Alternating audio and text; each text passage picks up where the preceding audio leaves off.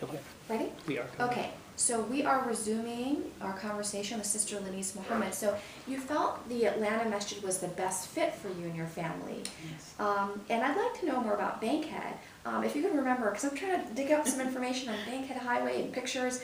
Yes. What was the address? Do you recall by I any don't, chance? recall, I don't Okay. recall the address, but I do know, like you Alright. said, it was Bankhead Highway. Okay. As a matter of fact, I have some pictures that I took I would for love the to 2 see. years that I was there with the children. All right. And I'll let you all make, I'll make copies and, Okay, awesome. and give that to you too. That would be great. But Was yeah. was the school at that in 1981? Was it just the school that was on Bankhead Highway, or was the masjid still there too?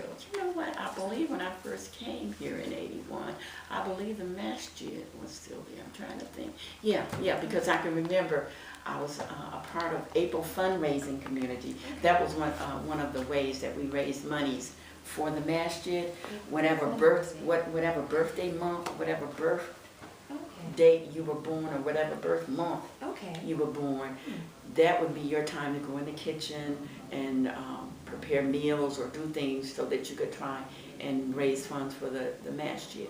Okay. But anyway, I can remember going into the kitchen during the first couple of years, '81 through '83, and helping to prepare meals. So yeah, the school and the masjid was on Bankhead. But I can remember we had pretty nice sized classrooms because I can remember having about 20 kindergarten, and then the next year having maybe about 20 first grade students in my classroom. And so that was pretty nice size. And the parents were very helpful. I can recall I had several volunteers that would come maybe 2 or 3 times a week that would help me with running off the papers that I needed to prepare for my class. I can remember them coming and helping me with recess when I would take the children out for PE, Right. different things like that. So the people at that time were very much into what can I do to assist and to make things better. I love that, because that's one of the challenges with kind of Islamic schools today. I mean, student body is increasing, and it's hard to get parents sometimes involved in volunteering. So now the Bankhead Highway Masjid in the school, was Imam Freeman or was it Imam Pasha at that time? Imam Bacha. Okay, Imam Imam Bacha. Pasha, okay. And the school, who was the principal of the school? Okay, when I first came, the school, I think it was Teresa Milwaukee. Okay. Teresa Milwaukee. And yeah, she was the principal. Okay. And what grade did the school go up to? I think it went kindergarten through about 5th or 6th grade, Oh, kind of so- like the same that we okay. did in Detroit. Right, and was it called University It was called of Islam? Sister Clara Sister Muhammad Clara School. Muhammad School. Mhm. Okay. Yeah. Now, I want to talk about the Fayetteville Road location. I know in Dr. Jamila Kareem's book, she says that the Fayetteville Road location was purchased like 1974 or so. That's what I recall reading. I need to go back and check. Now, when do you recall, though, coming over to Fayetteville Road to teach? You know, when was the school relocated to Fayetteville Road? You know, I did not teach on Fayetteville Road. So Oh, okay. undoubtedly, Okay. when they moved the masjid to Fayetteville Road, they still let the school stay on Bankhead Bankhead Highway. Highway. Because I was there from '81 through '83. Okay. 81 through '83 school year was Okay. the 2 years that I taught there. Okay, so it remained on Bankhead Highway from 81 to 83. Okay. And did your children go to that school? My son did, my son Yusuf. Okay. And he attended, I think, 3rd, 4th, 5th grade. Okay.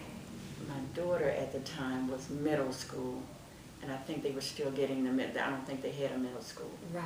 And so she went to public school. Okay. Okay. And you mentioned that you had a student. Yeah. Yes, Dr. Dr.